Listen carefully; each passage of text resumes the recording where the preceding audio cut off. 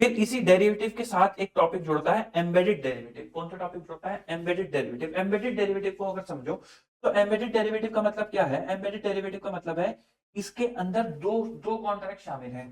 पहला तो non derivative contract और एक डेरिवेटिव कॉन्ट्रैक्ट, यानी कि एक ऐसा कॉन्ट्रैक्ट है जिसके अंदर डेरिवेटिव घुसाया गया है, जबरदस्ती डेरिवेटिव को घुसाया गया है, उसको क्या बोलते हैं? एम्बेडेड डेरिवेटिव बोलते हैं। नॉन डेरिवेटिव कॉन्ट्रैक्ट को बोलते हैं होस्ट कॉन्ट्रैक्ट, डेरिवेटिव को बोलते हैं घुसाया हुआ डेरिवेटिव यानी कि एम्बेडेड डेरिवेटिव। पूरे कॉन्ट्रैक्ट को क्या बोलते हैं? पूरे कॉन्ट्रैक्ट को बोलते हैं हाइब्रिड कॉन्ट्रैक्ट। आपका क्या काम रहता है? आपका काम रहता है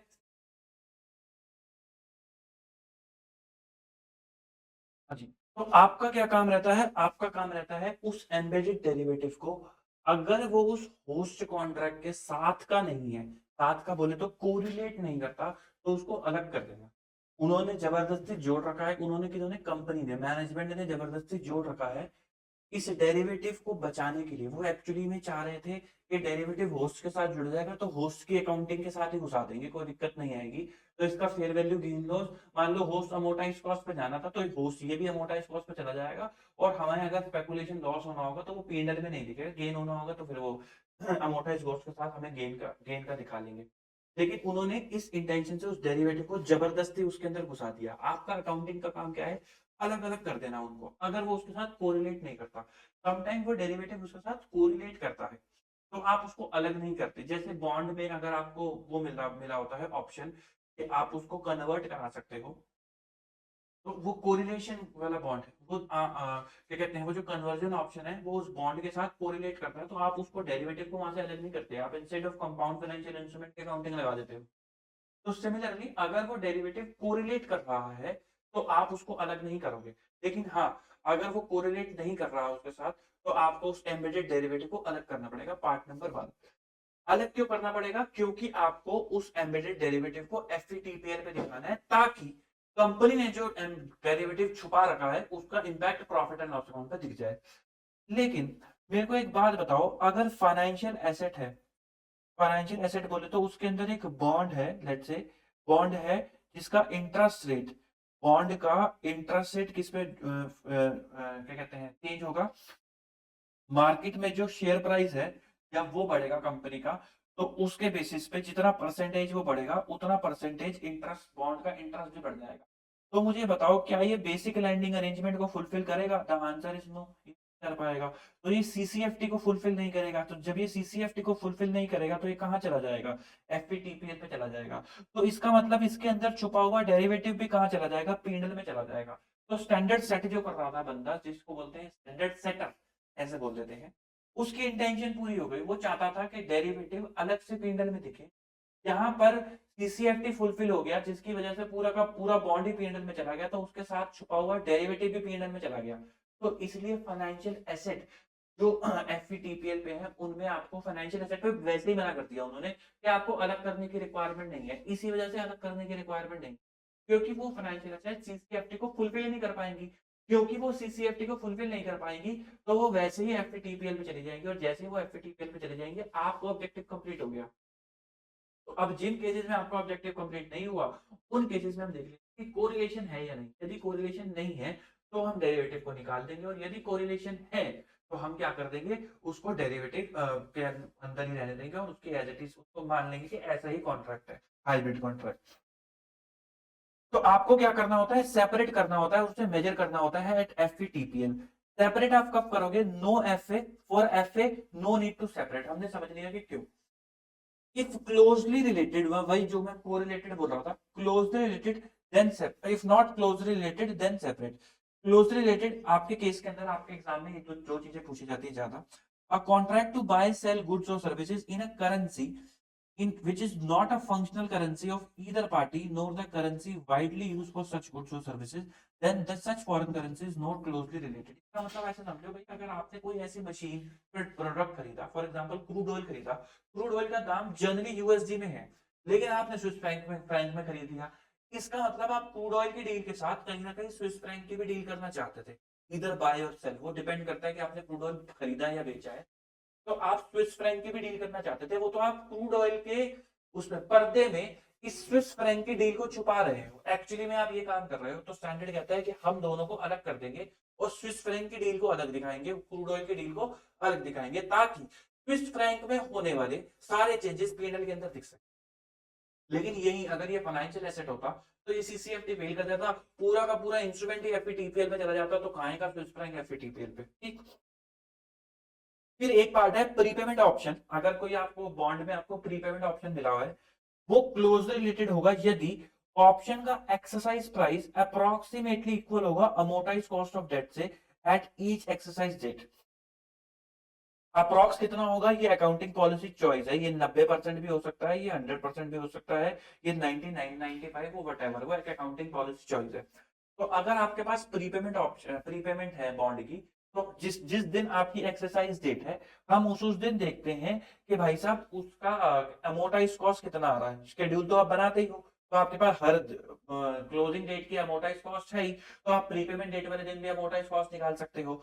और जो भी आपको प्रीपेमेंट का जो एक्सरसाइज प्राइस है, आप उसको कंपेयर करते हो, क्या वो अमोर्टाइज कॉस्ट जितना है। इसका मतलब क्या है कि जो प्रीपेमेंट ऑप्शन है, वो इंस्ट्रूमेंट का जो प्रीपेमेंट ऑप्शन है, कोई ऐसी रिटर्न प्रोवाइड नहीं कर रहा जो एक्स्ट्रा ऑर्डिनरी हो, जो सिर्फ डेरिवेटिव में प्रोवाइड होती है। प्रीपेमेंट ऑप्शन से सिर्फ इतना ही है कि भाई हमने 2-5% की कुछ पेनल्टी ले ली क्योंकि आप प्रीपे कर रहे हो, एंड जो आपकी बॉन्ड की वैल्यू बनती है आफ्टर चार्जिंग इंटरेस्ट, क्योंकि आप अमोर्टाइज कॉस्ट से बैंक सब लोग निकालते हैं अपना इंटरेस्ट का कॉस्ट, तो जो आपकी कॉस्ट आ रही है मोटी मोटी उतनी ही चार्ज कर रहे हैं, तो 2-5% 6% की पेनल्टी है, बस वो ले रहे हैं। लेकिन हाँ, अगर जो एक्सरसाइज प्राइस है वो अलग ही रिटर्न प्रोवाइड कर रहा है जो अमोर्टाइज कॉस्ट है, इसका मतलब उसके अंदर कोई डेरिवेटिव छुपा हुआ है। तो ये दोनों चीजें आपकी स्टडी मैट में भी हैं और काफी पूछी भी जाती हैं, ये सबसे ज्यादा पूछी जाती है।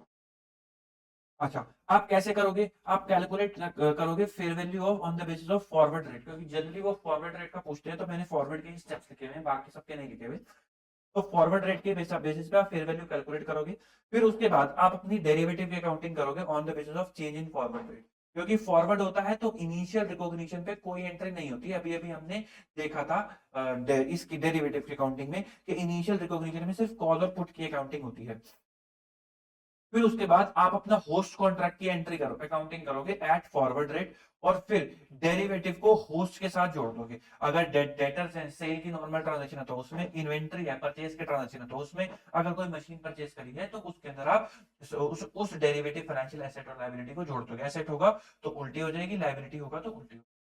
तो दिस इज द वे। तो डेरिवेटिव के एम्बेडेड डेरिवेटिव के क्वेश्चन करते हैं, डेरिवेटिव उसके अंदर ही कवर हो जाएगा। पेज नंबर 57, क्वेश्चन नंबर 117, उल्टा लिख दिया।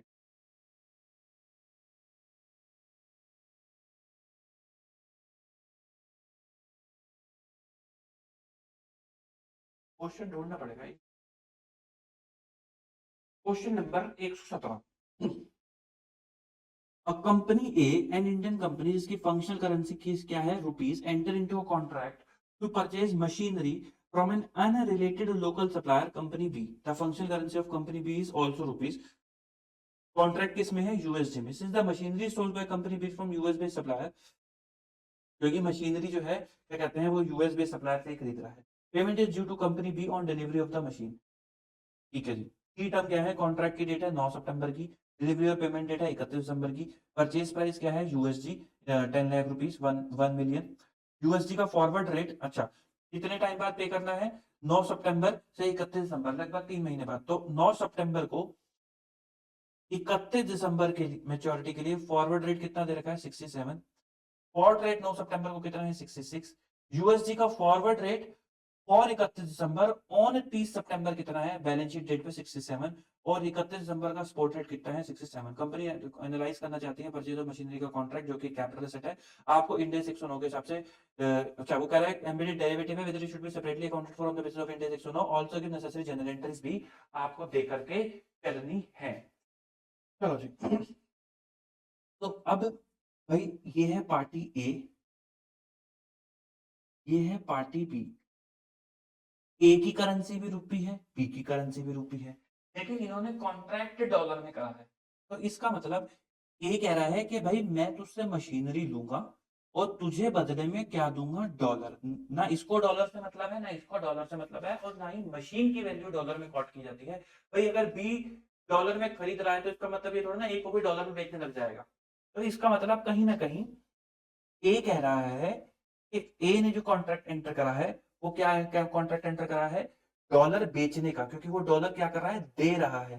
तो डॉलर का सेल का कॉन्ट्रैक्ट करा है, और ये क्या है, फॉरवर्ड कॉन्ट्रैक्ट है, क्योंकि ए का ऑब्लिगेशन भी है डॉलर देने का, और ए के पास राइट भी है कि वो इतने डॉलर देके मशीन दे सकता है। तो क्या है, एक फॉरवर्ड कॉन्ट्रैक्ट है।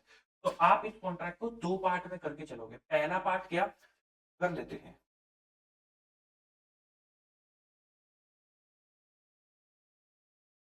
पहला पार्ट क्या, पहला पार्ट आप लेके चलोगे main contract, host contract.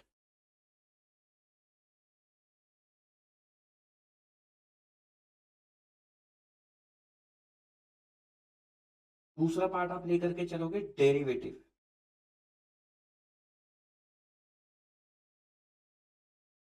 Host contract क्या है, कि परचेज करी है मशीन, और डेरिवेटिव का कॉन्ट्रैक्ट क्या है, डेरिवेटिव का कॉन्ट्रैक्ट है कि हमने सेल करा है रुपी बाय डॉलर का फॉरवर्ड, तब on 9th of September for 31 of December. तो इसकी अकाउंटिंग अलग कर दो, इसकी अकाउंटिंग अलग कर दो। आओ जरा करके देखते हैं। मुझे बताओ इनिशियल रिकॉग्निशन पे 9th ऑफ सितंबर को ए के पास डॉलर देने का राइट भी है, ऑब्लिगेशन भी है, तो नो एंट्री, क्योंकि एसेट और लायबिलिटी अलग अलग थोड़ा ना दिखाओगे, तो नो एंट्री। 30th सितंबर को, जब 30 सितंबर आई, ए ने डॉलर बेचना है, कितने पे बेचना है, कितने का अधिकार है उसके पास, 67.8 पे बेचने का राइट है। 30 सितंबर को 31 दिसंबर के लिए रेट है 67.5। क्या कॉन्ट्रेक्चुअल राइट है, answer is yes, contract right है। अच्छा, क्या फॉरवर्ड एक डेरिवेटिव कॉन्ट्रैक्ट है, यस। क्या फॉरवर्ड रुपी डॉलर का फॉरवर्ड, रुपी डॉलर के स्पॉट पे अंडरलाइन एसेट पे चेंज होगा उसके फॉरवर्ड का प्राइस, यस चेंज होगा, बिल्कुल चेंज होगा। ये 67.8 का दाम एक्चुअली में स्पॉट रेट को मद्देनजर रख के तय करा गया होगा। तो जब जब ये चेंज होगा तो एक्चुअली में रुपी फॉरवर्ड का रेट भी चेंज होगा, तो अंडरलाइन एसेट के हिसाब से चेंज हो रहा है। क्या रुपी अगर उसको सेम ट्रीटमेंट चाहिए होता, सेम रिटर्न चाहिए होती, तो उसको रुपी डॉलर में इन्वेस्ट करना पड़ता। डॉलर बेचने के लिए 31 दिसंबर को $8 खरीदना पड़ता। उसके लिए जो इन्वेस्टमेंट लगती, उसके कंपेरेटिवली उसने फॉरवर्ड में कितनी इन्वेस्टमेंट लगाई, जीरो। मशीन खरीदी वो तो होस्ट कॉन्ट्रैक्ट है, ठीक, उसने फॉरवर्ड में कितनी, तो दूसरी कंडीशन भी पूरी हो गई। क्या ये फ्यूचर में सेटल होना है, यस, तो फॉरवर्ड एक डेरिवेटिव कॉन्ट्रैक्ट है। अब इसकी अकाउंटिंग, भाई क्या ये कॉन्ट्रेक्चुअल राइट है, यस कॉन्ट्रेक्चुअल राइट है, purchase of machinery is a contract, और ये आपको कॉन्ट्रैक्ट के थ्रू आपके पास राइट और ऑब्लिगेशन है। जब भी सिचुएशन फेवरेबल या अनफेवरेबल होगी, अगर फेवरेबल होगी तो डेरिवेटिव फाइनेंशियल एसेट, अगर अनफेवरेबल होगी तो डेरिवेटिव फाइनेंशियल लायबिलिटी। अब देखते हैं फेवरेबल है या अनफेवरेबल है। तो मुझे जरा एक बात बताओ, फॉरवर्ड सेल का कॉन्ट्रैक्ट करा है, ए के पास राइट है, मैंने कहा ना राइट भी है और ऑब्लिगेशन भी है, ए के पास राइट है कि वो 10 लाख डॉलर, 10 लाख डॉलर 67.8 पे बेच सकता है। और आज के दिन कब, 30 सितंबर के दिन, ये रहा ऑन 30 सितंबर ना, 30 सितंबर के दिन दुनिया के पास क्या राइट है, 67.5 पे बेचने के पास। तो ए के पास फेवरेबल राइट है या नहीं है, बिल्कुल फेवरेबल राइट है। जहां दुनिया आज कॉन्ट्रैक्ट करेगी 31 दिसंबर को फॉरवर्ड बेचने का, तो उनको अधिकार मिलेगा कि भाई साहब आप 67.5 पे बेच सकते हो, लेकिन वही ए कॉलर दिखा के बोलेगा कि मैं 67.8 पे बेच सकता हूँ, हेंस उसके लिए क्या हो गया, फेवरेबल हो गया। तो उसको फायदा हो गया, कितने का फायदा हो गया, 67.8 माइनस 67.5, 0.3 इंटू 10 लाख, 3 लाख का फायदा हो गया। तो फायदा वो पीएनएल में रिकॉग्नाइज कर देगा। To, profit and loss account 3 lakh रुपए, और डेबिट कर देगा डेरिवेटिव फाइनेंशियल एसेट को। फिर जब 31 दिसंबर आएगी, 31 दिसंबर को लोग, फॉरवर्ड रेट तो होगा ही नहीं 31 के लिए, क्योंकि 31 तो आई गई, लोग डॉलर बेच रहे हैं 67 पे, ए के पास राइट है कि वो 67.8 पे बेच सकता है, आज भी उसके लिए फेवरेबल है, आज भी उसके लिए फेवरेबल है, कितना, 0.8 फेवरेबल है। लेकिन पॉइंट एट जो फेवरेबल हुआ है, ये 9 से लेके 31 दिसंबर तक की मूवमेंट है, आप 30 तक की ले चुके हो। तो आप कितनी दिखाओगे? 5 लाख की। या फिर ऐसे बोल लो कि उसको कितना फेवरेबल हुआ है, उसको फेवरेबल हुआ है 0.8 इंटू 10 लाख करोगे तो कितना आ जाएगा? 8 लाख। तो 8 लाख फेवरेबल है उसका फाइनेंशियल एसेट। 3 लाख आपका एसेट कितना आ रहा है? 3 लाख का। तो आप कितने से बढ़ा दोगे? 5 लाख से। तो डेरिवेटिव फाइनेंशियल एसेट 5 लाख। मैंने ना इसलिए अलग से कोई डेरिवेटिव का क्वेश्चन नहीं उठाया क्योंकि एम्बेडेड में ही वो कवर हो गया, अदरवाइज वन शॉट बहुत बड़ा हो जाता। तो आई होप आपको कॉन्ट्रेक्चुअल राइट एंड ऑब्लिगेशन वाला पार्ट भी समझ में आया होगा। तो यहाँ पे मेरी डेरिवेटिव फाइनेंशियल एसेट आ गई कितनी? 5 लाख रुपए की। होस्ट की बात कर लेते हैं। होस्ट क्या 9 सितंबर को कोई एंट्री करेगा? नहीं। मशीनरी जब खरीदेगा तो करेगा। 30 सितंबर को करेगा? नहीं। इस दिन करेगा। Machine account debit to trade payable कितने की? 10 लाख डॉलर की मशीन वो स्पॉट रेट पे रिकॉग्नाइज करेगा। वो तो कहेगा भाई साहब स्पॉट रेट के हिसाब से बताओ, क्योंकि जितनी वो पेमेंट दे रहा है तो 670 लाख, 670 लाख। फोर्थ एंट्री वो एक और करेगा, ये रेड पेन से कर देते हैं। ये जो आपकी डेरिवेटिव फाइनेंशियल एसेट है ना, भाई स्टैंडर्ड वाले स्टैंडर्ड सेटर का काम पूरा हो गया, डेरिवेटिव की मूवमेंट पी&एल के अंदर आ गई। अब ये जो डेरिवेटिव फाइनेंशियल एसेट है ये मशीनरी से सेट ऑफ हो जाएगी। तो एंट्री क्या होगी? Machinery account debit 8 lakh rupees to derivative financial asset 8 lakh rupees. तो आपकी मशीनरी कितनी दिखेगी? 668 लाख से। और ट्रेड पेबल तो बैंक हो जाएगा, कोई दिक्कत वाली बात नहीं है। और डेरिवेटिव आपके खत्म हो जाएंगे, पी&एल में डेरिवेटिव की मूवमेंट चली जाएगी। तो हुआ क्या कि जो उन्होंने ए और बी ने एक्चुअल कॉन्ट्रैक्ट करा था, हमने वो दिखा दिया कि भाई इस बार इन्होंने जो कॉन्ट्रैक्ट करा है उसमें इनको 3 लाख का गेन हुआ है और यहां से यहां तक में उनको 5 लाख का गेन हुआ है। और एक्चुअली में जो उन्होंने मशीन खरीदी है वो 668 लाख की आ गई, जो क्या है आपका फॉरवर्ड रेट। जो क्या है आपका फॉरवर्ड रेट। आई होप आपको समझ आया होगा। एक और क्वेश्चन कर लेते हैं इसके साथ साथ। 92 174 On 8 April 2017, XYZ Limited, a company incorporated in India, entered into a contract to buy a solar panel from Goods Associate, firm जो कि कहाँ है? यूएई की है, for which delivery is due after 6 months on 30th September 2017. Purchase price of solar panel is USD 50 million. Solar panel का purchase price कितना है? 50 million का। Functional currency of XYZ is Indian rupees and goods associate की कितनी है? दिरहम। और dollar में उन्होंने एग्रीमेंट करा है। उन्होंने कहा है एम्बेडेड डेरिवेटिव है जो क्लोजली रिलेटेड नहीं है तो आप अलग तो कर ही दोगे। एक्सचेंज रेट उसने आपको स्पॉट रेट दे रखा है डॉलर का, एक फॉरवर्ड रेट दे रखा है ऑन 1 अप्रैल 6 महीने के लिए, और स्पॉट रेट 6 महीने बाद का दे रखा है 66 का। आपको कॉन्ट्रैक्ट को एनालाइज करना है और पास करनी है एंट्री। तो सबसे पहले अगर मैं बात करूं XYZ की, तो XYZ बाय करेगा पैनल और देगा क्या? डॉलर। तो ये एक फॉरवर्ड कॉन्ट्रैक्ट हो गया डॉलर सेल करने का, फॉरवर्ड कॉन्ट्रैक्ट हो गया डॉलर बेचने का। ठीक है जी। तो उसने डॉलर बेचने का कॉन्ट्रैक्ट करा है 65 के रेट पे, कोई दिक्कत वाली बात नहीं है। तो होस्ट कॉन्ट्रैक्ट क्या है?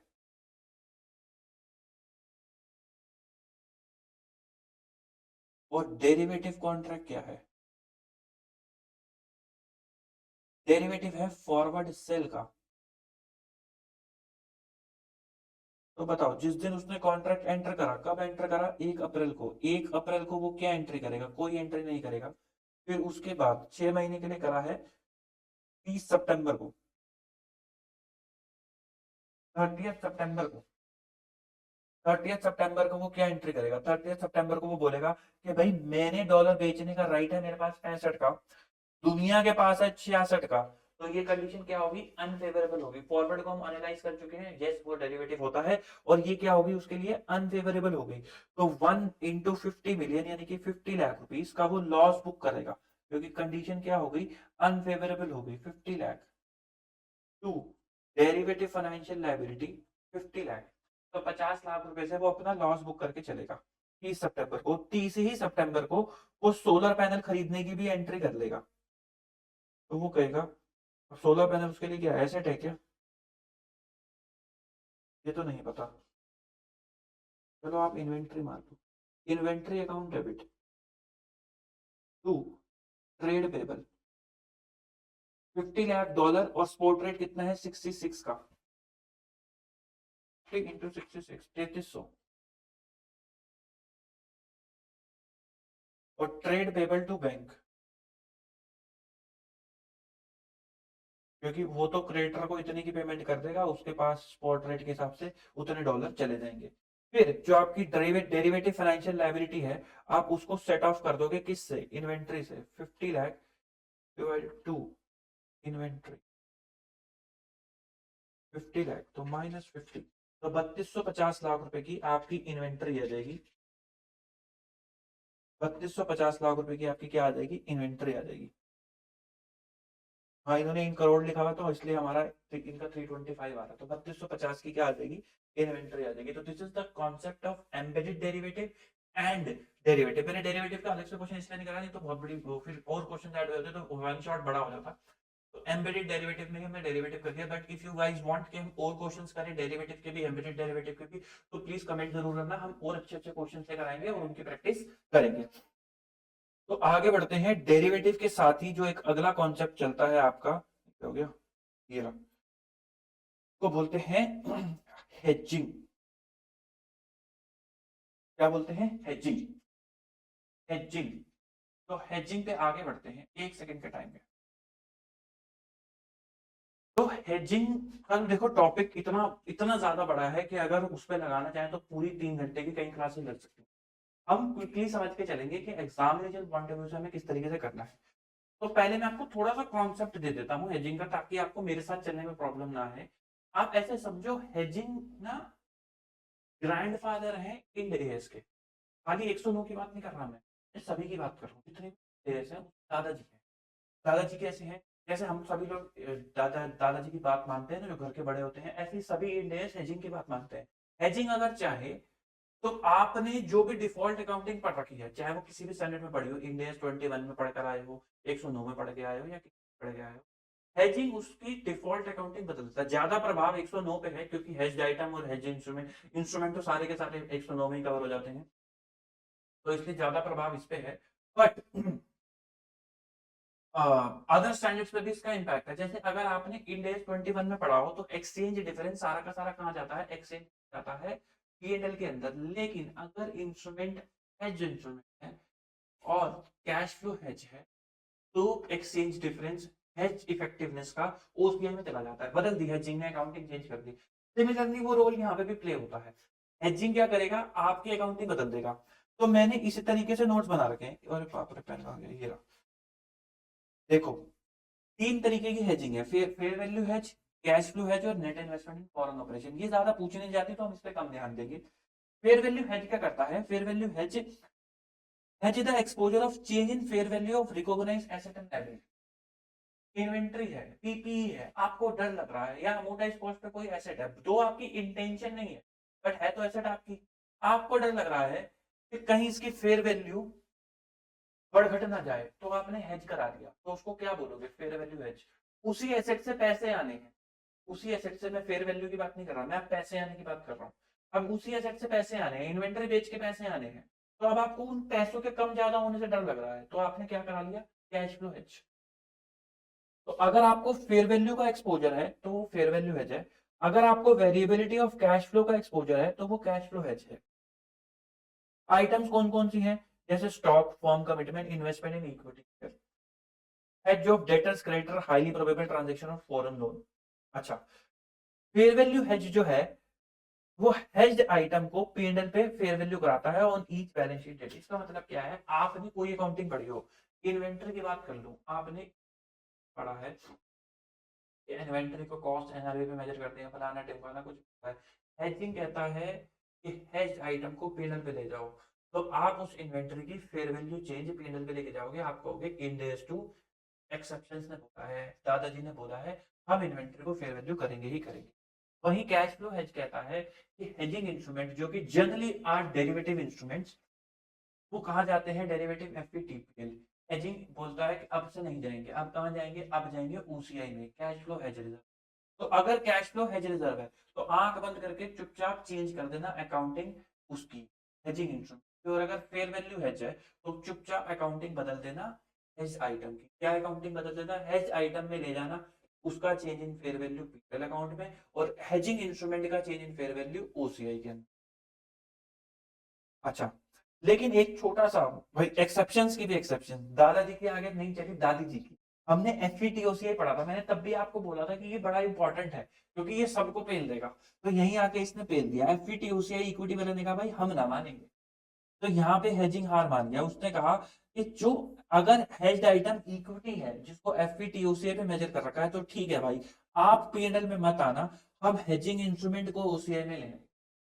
ठीक, तो this is an exception towards the another exceptions of hedging. ठीक, फिर उसके बाद आपको फेयर वैल्यू हेज में हेजिंग इंस्ट्रूमेंट को P&L पे ही रखना है। यहाँ पे कोई भी इनफेक्टिवनेस आती है तो उसको P&L में चार्ज करना है। यहाँ पे नोट्स में मैंने लिख रखा है कि क्या कंडीशन है, ये थ्योरेटिकल पार्ट है, ये ऑलरेडी आपको पता है, और क्या क्या चीजें हेज्ड आइटम हो सकती है और क्या क्या चीजें हेजिंग इंस्ट्रूमेंट। हेजिंग इंस्ट्रूमेंट वही हो सकता है जो P&L में जाए, जो P&L में नहीं जाता वो हेजिंग इंस्ट्रूमेंट नहीं हो सकता।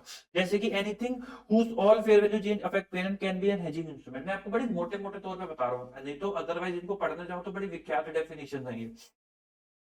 तो डेरिवेटिव को आप रख सकते हो, return option can never be treated. अच्छा, ये भी एक बात है कि रिटर्न ऑप्शन आप हेजिंग इंस्ट्रूमेंट की तरह नहीं रख सकते, क्योंकि रिटर्न ऑप्शन से ना आप हेज नहीं करते, रिटर्न ऑप्शन से आप जनरली गेन करते हो। अगर आपको लगता है कि डिप आएगा, बियरिश होगा, तो आप प्रीमियम खा के बैठ जाते हो। तो आपने कोई जनरली हेजिंग नहीं करी, तो आपने क्या करा है, आपने स्पेकुलेशन ही करी है, इसलिए रिटर्न ऑप्शंस को हेजिंग इंस्ट्रूमेंट नहीं माना जाता। फिर नॉन डेरिवेटिव इंस्ट्रूमेंट जो FETPL पे है उनको आप हेजिंग इंस्ट्रूमेंट कर सकते हो। Following are not consider financial liability, तो आप हेजिंग की तरह यूज नहीं कर सकते। इक्विटी इंस्ट्रूमेंट जो FETOCI पे है उनको भी आप नहीं कर सकते। फिर उसके बाद डेट इंस्ट्रूमेंट जो FETOCI पे हैं उनको भी आप नहीं कर सकते, but for hedging of foreign currency risk आप उनको यूज कर सकते हो। फिर आप जनरली पूरा का पूरा रिस्क हेज करते हो, लेकिन अगर आप चाहो तो इंट्रिंसिक वैल्यू और टाइम वैल्यू को अलग अलग कर सकते हो। सिमिलरली फॉरवर्ड में फॉरवर्ड एलिमेंट और स्पॉट एलिमेंट को अलग अलग कर सकते हो। अगर आपने वैल्यूएशंस पढ़े हैं AFM के अंदर ऑप्शन फ्यूचर्स के, तो आप इसको लिंक कर पाओगे, क्योंकि उसके अंदर इंट्रिंसिक वैल्यू और टाइम वैल्यू दोनों कंसिडर करते हैं, और फॉरवर्ड में स्पॉट को इंटरेस्ट रेट पे, रिस्क फ्री पे वैल्यू करते हैं। तो उन्हीं दोनों एलिमेंट को जो आप निकालते हो उनको अलग अलग करके अकाउंटिंग करने की बात करता है। फिर ये कुछ कंडीशन है जो थ्योरेटिकल पार्ट है कि हेजिंग के लिए क्या होता है। मेन तो आती है अकाउंटिंग, जिसको हम एक ही क्वेश्चन से समझ लेंगे, पेज नंबर 81 पे, question number 163। On 31 October 2001, B Limited had inventory of gold which cost rupees 6.4 million to buy and which could be sold for 7.7 million. The management of B Limited are concerned on the risk of fluctuations of future cash flow from the sale of this gold। यानी कि कौन सा हो गया, cash flow hedge.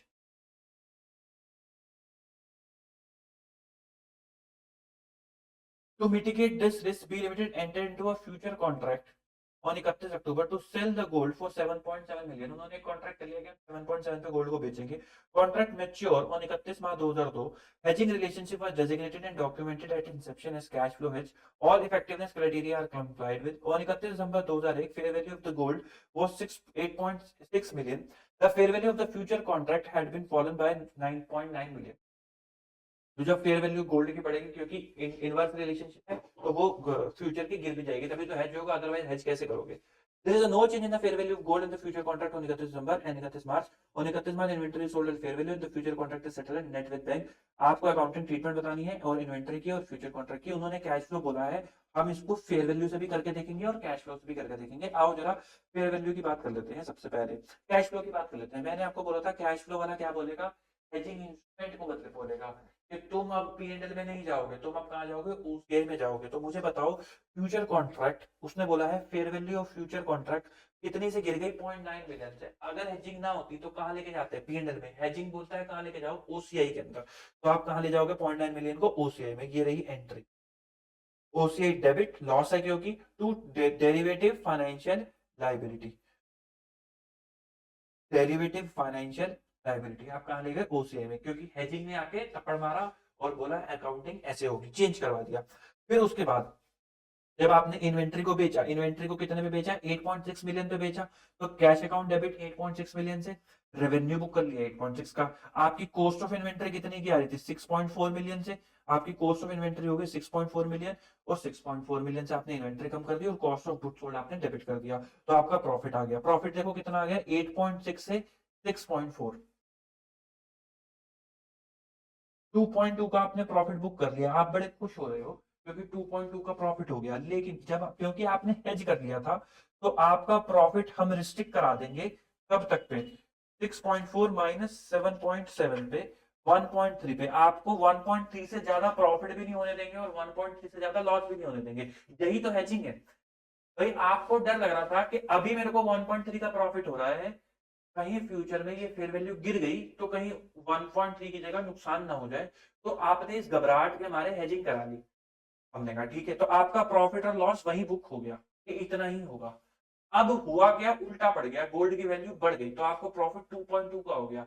यही hedging picture में आ जाएगा। Hedging बोलेगा कि भाई साहब नहीं, हम नहीं होने देंगे। तो जो भी ओसीआई में रिजर्व पड़ा है आपका, उसको आप कहा ले जाओगे, पीएनएल में ले जाओगे। तो record the settlement of future PNL account debit to OCI. तो नेट पीएनएल में कितना गया, 2.2 माइनस 0.9, तो कितना आ गया नेट 1.3। नेट कितना आ गया 1.3। यही सेम बात देखो यहां पर लिखी हुई कि आप क्या करोगे, कैश फ्लो हेज रिजर्व में डाल दोगे हेजिंग इंस्ट्रूमेंट को, प्लस और माइनस करते रहोगे hedge instrument. If non financial item है तो उसको हेज आइटम में घुसा दोगे, अगर वो फाइनेंशियल आइटम है तो पीएनएल में ले जाओगे। कब लेके जाओगे, when hedged item recognise, when hedged item transfer to PNL. तो आप कब ट्रांसफर करोगे, तो समझो आप क्या करोगे, ओसीआई में डालते रहोगे। अगर हेज्ड आइटम नॉन फाइनेंशियल है तो जब वो रिकॉग्नाइज करोगे तो कैश फ्लो हेज रिजर्व से निकाल के इसको क्रेडिट या जो भी इसका बैलेंस आवा होगा वहां से निकाल के हेज्ड आइटम में डाल दोगे। अगर वो फाइनेंशियल है अदरवाइज तो आप कहां लेके जाओगे, पीएनएल में। कब डालोगे, जब हेज आइटम पीएनएल के अंदर जाएगी। आपके केस में वो एक फाइनेंशियल आइटम थी, नॉन फाइनेंशियल आइटम नहीं थी। नॉन फाइनेंशियल कब होती है, अगर पी होती तो वो एक फाइनेंशियल आइटम थी, क्योंकि आपको कैश फ्लो से मतलब था, डेटर से मतलब था कि आपको कैश फ्लो कितना रियलाइज होगा। तो हमने आपने एक्चुअली में सेल को जो है हेज कराया था। तो जब आपने सेल को हेज कराया तो जैसे ही वो सेल और उसका रिस्पेक्टिव कॉस्ट पीएनएल के अंदर गया, हमने उस ओसीआई से पैसा निकाल के कहां डाल दिया, पीएनएल के अंदर डाल दिया। अगर वो एक hedged item non financial item होती तो हम क्या करते, जब वो रिकॉग्नाइज होती हम वो 0.9 का डिफरेंस उसके अंदर डाल देते। वो जो भी आइटम होते जब भी हम उसको रिकॉग्नाइज करते, फॉर एग्जांपल आपने अगर में कोई इन्वेंट्री खरीदनी है और आपको डर लग रहा है कि कहीं इन्वेंट्री खरीद या फिर इन्वेंट्री की जगह कोई एसेट खरीदना है और आपको लगता है कि कहीं फ्यूचर में कैश कम ज्यादा ना पे करना पड़ जाए, तो इसलिए आपने उस एक्सपेक्टेड जो कैश आउटफ्लो है उसके बेसिस पे कोई हेजिंग कर ली। तो जब भी वो आप आइटम रिकॉग्नाइज करोगे तो उस पे पड़ा हुआ जितना भी कैश फ्लो हेज रिजर्व है उसका बैलेंस आप उस हेज आइटम में डाल दोगे। एनीवे, अब बढ़ते हैं, अगर यही सवाल होता फेयर वैल्यू हेज पे, तो फेयर वैल्यू हेज क्या बोलता, क्या वो हेजिंग इंस्ट्रूमेंट को छेड़ता, नहीं। फेयर वैल्यू हेज आपका हेजिंग इंस्ट्रूमेंट को नहीं छेड़ता। वो बोलता कि मैं हेज्ड आइटम की अकाउंटिंग बदल दूंगा। हेज्ड आइटम की अकाउंटिंग क्या है, और हेजिंग